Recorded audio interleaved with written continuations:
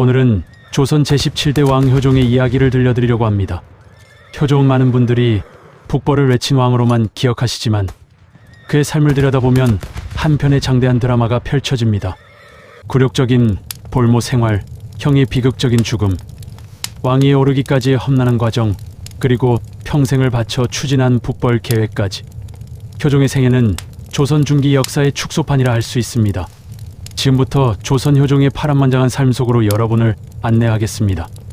효종은 1619년 인조의 둘째 아들로 태어났습니다. 본명은 이호, 어릴 적에는 복림대군으로 불렸습니다. 그는 태어날 때부터 왕이 될 운명은 아니었어요. 형인 소현세자가 있었으니까요. 그런데 복림대군이 18살 되던 해 조선 역사상 최대의 치욕이 벌어집니다. 바로 병자호란입니다. 1636년 12월 청나라 태종 홍타이지가 이끄는 10만 대군이 압록강을 건넜습니다. 불과 보름 만에 한양이 포위되었고 인조는 남한산성으로 피신했습니다. 추운 겨울 성안에서의 47일, 식량은 바닥나고 추위에 얼어 죽는 병사들이 속출했습니다. 조정은 싸울 것이냐 항복할 것이냐로 갈라져 치열하게 대립했습니다. 결국 1637년 1월 30일 인조는 굴욕적인 결단을 내립니다. 삼전도로 나가 청태종에게 305고두례, 즉 3번 절하고 9번 머리를 조아리는 항복의식을 치른 것입니다. 그런데 여기서 끝이 아니었습니다. 청나라는 조선이 다시 배신하지 못하도록 인지를 요구했습니다. 바로 세자와 대군을 데려가겠다는 것이었습니다. 이렇게 해서 21살의 소현세자와 18살의 복림대군은 적국의 수도 심양으로 끌려가게 됩니다. 두 형제는 각각 부인까지 데려가야 했습니다. 복림대군의 아내는 바로 장렬왕후 조씨였습니다. 심양에서의 생활, 그것은 왕자들에게 지옥이었습니다. 표면적으로는 귀빈 대우를 받았지만 실상은 감시받는 인질이었습니다. 청나라 조정의 눈치를 살펴야 했고 언제 목숨을 잃을지 모르는 불안 속에서 하루하루를 보내야 했습니다. 특히 소현세자는 청나라의 여러 전투에 동원되었습니다. 1640년에는 청나라가 영나라를 공격할 때 따라가야 했습니다. 자신의 조국과 오랫동안 사대의 관계를 맺었던 명나라를 공격하는 전쟁에 강제로 동원되는 것, 그 심정이 어땠을까요? 그런데 여기서 놀라운 반전이 일어납니다. 소현세자는 심양 생활 중에 서양 문물을 접하게 됩니다. 당시 청나라에는 예수의 선교사 아담 샬이 있었는데 소현세자는 그를 통해 천주교, 서양과학, 천문학 등을 배웠습니다. 세자는 이것이 조선의 미래라고 확신했습니다. 반면 복림대군은 달랐습니다. 그는 심양에서의 매 순간을 치욕으로 받아들였습니다. 청나라에 대한 복수심이 가슴속 깊이 자리 잡았습니다. 언젠가 반드시 이 원수를 갚으리라. 복림대군의 눈빛에는 복수의 불길이 타오르고 있었습니다. 8년의 긴 세월이 흘렀습니다. 1645년 마침내 소현세자가 귀국을 허락했습니다. 복림대군도 함께 돌아올 수 있었습니다. 고국으로 돌아오는 길 형제는 얼마나 기뻤을까요? 드디어 굴욕의 세월이 끝난 것입니다. 1645년 2월 소현세자가 한양에 도착했습니다. 그런데 궁궐의 분위기가 이상했습니다. 아버지 인조는 아들을 반갑게 맞이하지 않았습니다. 오히려 차갑고 경계하는 눈빛이었습니다. 왜 그랬을까요? 인조는 소현세자가 청나라에서 너무 오래 지내면서 청나라에 동화된 것을 의심했습니다. 게다가 세자가 가져온 서양 물건들과 천주교에 대한 관심은 보수적인 조선 조정의 눈에 위험하게 보였습니다. 더 큰 문제가 있었습니다. 궁중에서는 인조의 총애를 받던 소용조 씨가 자신의 아들을 세자로 만들려는 음모를 꾸미고 있다는 소문이 돌았습니다. 소현세자의 귀환은 이런 음모의 큰 걸림돌이었습니다. 그리고 귀국한 지 불과 2달 만에 충격적인 일이 벌어집니다. 1645년 4월 26일 소현세자가 갑자기 세상을 떠난 것입니다. 그의 나이 34이었습니다. 공식 기록은 학질로 인한 병사라고 되어 있습니다. 하지만 많은 사람들이 의문을 품었습니다. 건강했던 세자가 갑자기 죽다니, 더군다나 귀국 직후에 실록을 보면 더욱 수상합니다. 세자가 죽기 며칠 전 인조가 보낸 음식을 먹은 후 갑자기 쓰러졌다는 기록이 있습니다. 코와 귀에서 피가 흘렀다고 합니다. 이는 전형적인 독살의 증상입니다. 더 충격적인 것은 그 다음입니다. 소현세자의 부인 강 씨는 남편이 죽자 남편을 저주했다는 죄목으로 사형당했습니다. 새 아들은 제주도로 유배되었고 그곳에서 의문의 죽음을 맞이했습니다. 소현세자의 직계는 완전히 제거된 것입니다. 역사학자들은 이것이 계획된 숙청이었다고 봅니다. 그리고 그 배후에는 인조와 소용조 씨가 있었다고 추정합니다. 복림대군은 이 모든 것을 지켜봐야 했습니다. 사랑하는 형이 의문의 죽음을 당하고 형수와 조카들이 비참하게 제거되는 것을 그는 아무것도 할 수 없었습니다. 자신도 언제 제거될지 모르는 위기 상황이었으니까요. 1645년 5월 인조는 복림대군을 세자로 책봉했습니다. 복림대군은 세자가 되었지만 그 왕관은 형의 피로 얼룩진 것이었습니다. 효종은 평생 이 죄책감에서 벗어나지 못했습니다. 내가 왕이 될 것이 아니라 형님이 왕이 되셨어야 했다. 이것이 그의 평생의 한이었습니다. 1649년 5월 8일 인조가 세상을 떠났습니다. 6월 2일 복림대군은 조선 제17대 왕으로 즉위했습니다. 묘호는 효종, 그의 나이 31살이었습니다. 효종이 즉위하자마자 한 일은 무엇이었을까요? 바로 군사력 강화였습니다.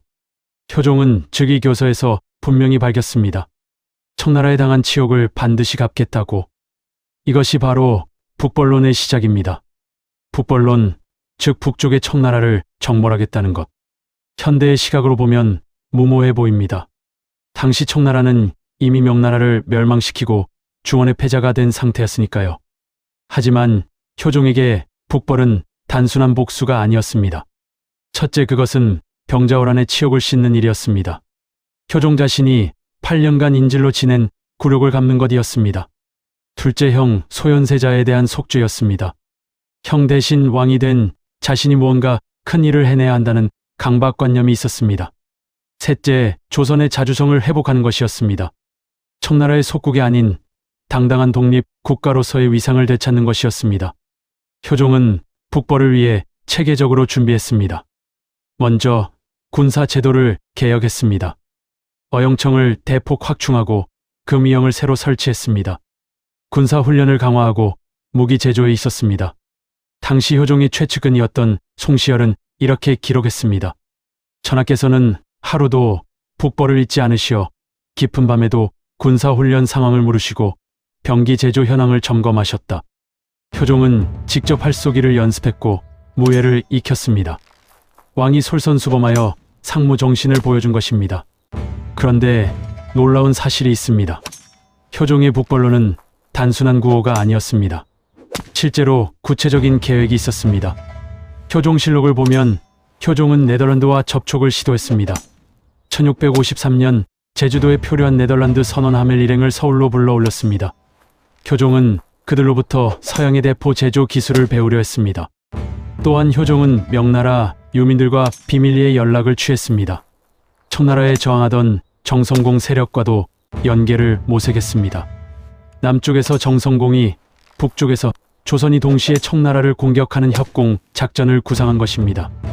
효종은 송시열, 송중길, 이완 등 믿을 만한 신하들과 비밀회의를 자주 가졌습니다.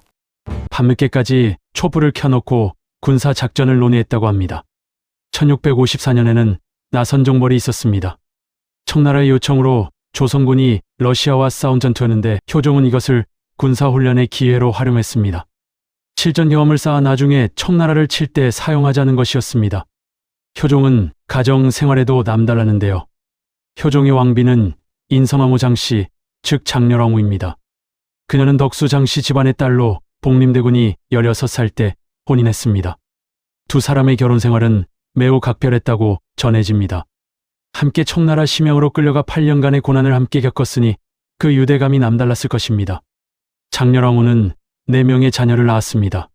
장남은 현종이었고 차남은 숭성군, 장녀는 수관공주, 차녀는 숙명공주였습니다.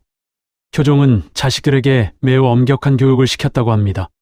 특히 세자에게는 무예와 학문을 균형 있게 가르쳤습니다. 왕은 문무를 겸비해야 한다는 것이 효종의 교육 철학이었습니다. 흥미로운 일화가 있습니다. 효종은 세자가 10살 때부터 직접 활쏘기를 가르쳤다고 합니다. 어느 날 세자가 관역을 맞추지 못하고 좌절하자 효종은 이렇게 말했습니다. 내가 한 번에 맞추지 못한다고 포기하느냐? 과인은 심양에서 8년을 버텼다. 그 인내심으로 북벌을 준비하고 있다. 왕이 되려면 인내를 배워라. 효종의 하루 일과는 매우 규칙적이었습니다. 새벽 일찍 일어나 경전을 읽고 아침에는 조회를 여러 신하들과 국정을 논의했습니다. 오후에는 군사훈련을 참관하거나 직접 무예를 연습했습니다. 저녁에는 다시 경연에 참석하여 학문을 닦았습니다. 송시열은 이렇게 기록했습니다. 전하께서는 하루 중 게으른 시간이 없으셨다. 항상 무언가를 배우고 연습하고 계획하셨다. 효종 시대의 정치 상황을 살펴보면 효종이 즉위했을 때 조선은 당쟁의 소용거리에 휘말려 있었습니다. 서인과 남인이 대립하고 있었고 각 당파는 자기 편의 이익을 추구하느라 국정이 제대로 운영되지 않았습니다. 효종은 이러한 당쟁을 극복하고자 했습니다. 그의 방법은 탕평책이었습니다. 한쪽에 치우치지 않고 인재를 고루 등용하겠다는 것이었습니다. 하지만 현실은 쉽지 않았습니다. 효종은 송시열을 비롯한 서인 세력에 많이 의지할 수밖에 없었습니다. 송시열은 효종의 스승이자 북벌론의 이론적 지주였기 때문입니다. 효종 시대의 주요 개혁을 살펴보겠습니다. 어영청을 5,000명에서 2만 명으로 증원했습니다. 왕을 직접 호위하는 정예에 부대인 금이영 신설하였습니다. 화포와 조총 등 화기 전문 부대인 훈련도감 강화하였습니다. 소호법 실시하여 농민들도 군사훈련을 받게 하였습니다. 대동법을 확대하고 공납의 폐단을 줄이고 세금을 쌀로 통일하였습니다. 군포제를 개선하고 군역의 부담을 줄이려 노력했습니다. 국가 재정을 확충하여 북벌을 위한 군사비 마련하였습니다. 민생을 안정시키고 흉년 대책 마련을 위해 환곡제도 개선하였습니다. 형정을 개혁하여 억울한 옥사를 줄이기 위해 노력하였고 언로를 개방하여 백성들의 목소리를 듣기 위한 상언제도 활성화하였습니다. 특히 효종은 인재 등용에 힘썼습니다. 출신을 가리지 않고 능력 있는 사람을 발탁했습니다. 그런데 놀랍게도 효종은 서울과 중인들에게도 기회를 주려고 했습니다. 당시 조선은 신분제 사회였습니다. 양반이 아니면 관직에 오를 수 없었고 특히 서울은 아무리 능력이 뛰어나도 높은 벼슬을 할 수 없었습니다. 하지만 효종은 달랐습니다. 그는 능력만 있다면 출신이 무슨 문제냐는 입장이었습니다. 실제로 여러 서울 출신 인물들을 중용했습니다. 또한 효종은 기술자들을 우대했습니다. 화포를 만드는 장인, 배를 만드는 목수, 무기를 제작하는 대장장이들에게 파격적인 대우를 해주었습니다. 북벌을 위해서는 이들이 필요하다는 것이 효종의 생각이었습니다. 효종 시대의 국제 정세는 급변하고 있었습니다. 1644년 명나라가 멸망하고 청나라가 중원을 장악했습니다. 동아시아의 질서가 완전히 바뀐 것입니다. 조선은 명나라를 부모의 나라로 섬겼습니다. 조선의 지식인들에게 명나라는 문명의 중심이었고 청나라는 오랑캐였습니다. 따라서 명나라의 멸망은 조선 조정에 큰 충격이었습니다. 효종과 신하들은 이제 조선이 유일한 문명국이다라는 소중화 의식을 갖게 되었습니다. 효종은 명나라 유민들을 받아들였습니다. 그들에게 땅을 주고 살 곳을 마련해 주었습니다. 이것은 단순한 인도주의적 조치가 아니었습니다. 명나라 유민들을 통해 청나라 정보를 얻고 반청 세력과 연대하려는 전략이었습니다. 효종의 대청 외교는 이중적이었습니다. 표면적으로는 청나라에 조공을 바치고 신하의 예를 다했습니다. 매년 사신을 보내고 요구하는 물품을 제공했습니다. 청나라를 자극하지 않기 위해서였습니다. 하지만 내부적으로는 끊임없이 북벌을 준비했습니다.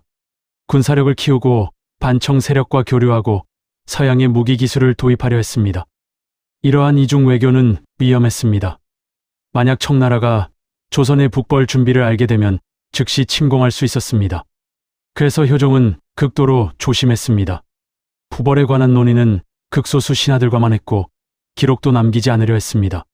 실제로 청나라는 조선을 의심하고 있었습니다. 여러 차례 사신을 보내 조선의 동향을 살폈고 군사 활동을 감시했습니다.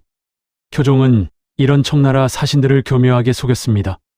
군사훈련은 외구 방비를 위한 것이라고 둘러댔고 군비 확충은 도적 소탕을 위한 것이라고 변명했습니다. 1659년 5월 효종에게 이상한 증상이 나타났습니다.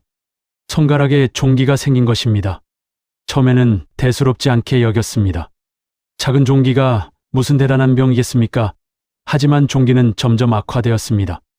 손가락이 부어올랐고 통증이 심해졌습니다. 어이들이 치료를 시도했습니다. 침을 놓고 약을 바르고 온갖 처방을 했습니다. 그러나 효과가 없었습니다. 5월 3일 효종은 침을 맞았습니다. 어이 심가기가 놓은 침이었습니다. 그런데 침을 맞은 후 효종의 상태가 급격히 악화되었습니다. 고열이 나고 온몸에 경련이 일었습니다. 5월 4일 새벽 효종은 숨을 거두었습니다.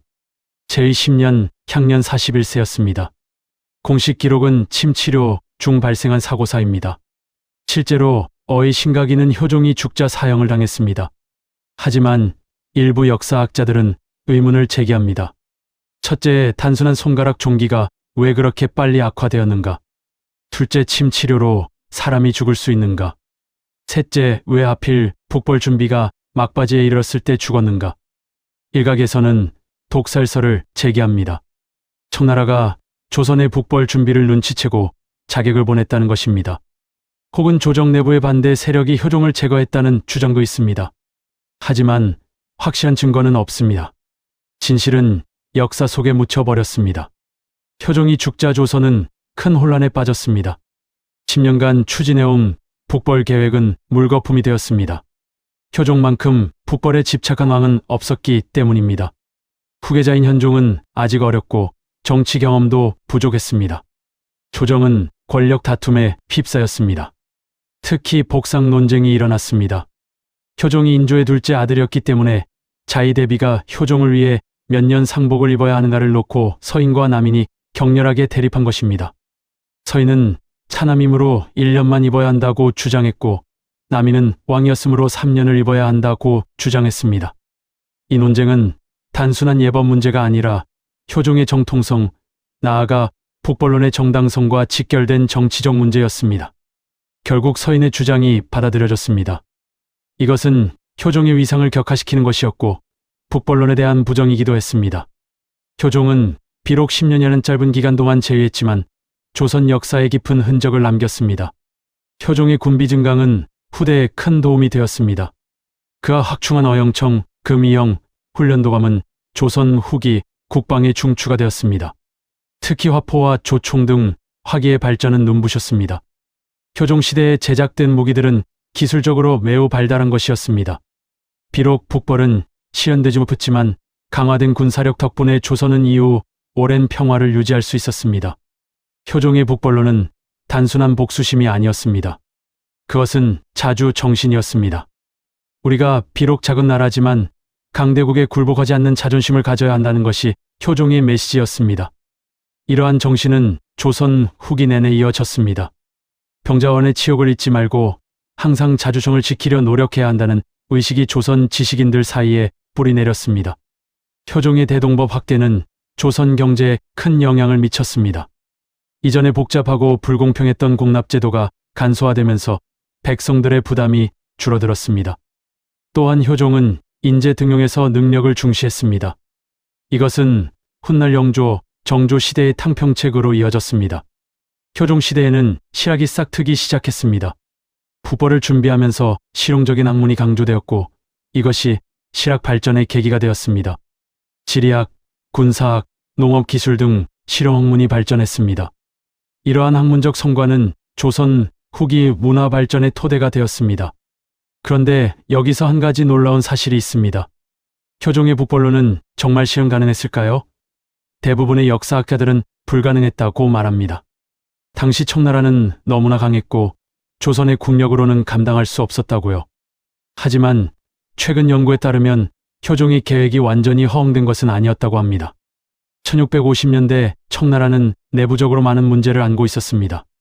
명나라 유민들의 저항이 계속되었고 오삼계 등 한족 장군들의 충성도가 불확실했습니다. 만약 효종이 조금 더 오래 살았다면 그리고 정성공과의 협공 작전이 성공했다면 청나라에 상당한 타격을 줄 수 있었을지도 모릅니다. 물론 청나라를 완전히 무너뜨리지는 못했지만 최소한 조선의 독립적 지위를 강화하고 청나라와 대등한 관계를 맺을 수는 있었을 것입니다. 효종의 꿈은 이루어지지 않았지만 그 꿈을 꾼 것 자체가 의미가 있었습니다. 효종은 어떤 왕이었을까요? 역사학자들의 평가는 엇갈립니다. 긍정적 평가를 먼저 보겠습니다. 송시열은 이렇게 기록했습니다. 효종은 성군이었다. 굴욕을 잊지 않고 서를 가려 했으며 백성을 사랑하고 나라를 부강하게 만들려 했다. 조선 후기의 많은 유학자들은 효종을 이상적인 군주로 여겼습니다. 학문을 사랑하고 무예를 익히고 신하들의 말에 귀 기울이는 성군의 모습이었다는 것입니다. 또한 효종의 자주 정신은 높이 평가받았습니다. 강대국 앞에서도 굴하지 않으려 했던 그의 의지는 많은 사람들에게 감동을 주었습니다. 하지만 비판적 평가도 있습니다. 일부 학자들은 효종의 북벌로는 현실성이 없는 공론에 불과했다고 비판합니다. 국력을 고려하지 않은 무모한 계획이었고 만약 실행되었다면 조선을 파멸로 이끌었을 것이라는 지적입니다. 또한 북벌 준비에 집중하느라 민생이 소홀해졌다는 비판도 있습니다. 군비 확충을 위해 백성들에게 과도한 세금을 거두었고 이것이 백성들의 고통으로 이어졌다는 것입니다. 현대 역사학자들의 평가는 어떨까요? 대체로 효종은 시대적 한계 속에서 최선을 다한 군주로 평가받습니다. 그는 개인적 원한과 국가적 치욕을 동시에 안고 있었습니다. 그 상처를 치유하는 방법으로 북벌을 선택했습니다. 비록 성공하지는 못했지만 그의 노력은 이해할 만하다는 것입니다. 또한 효종이 추진한 여러 개혁들은 긍정적인 성과를 냈습니다.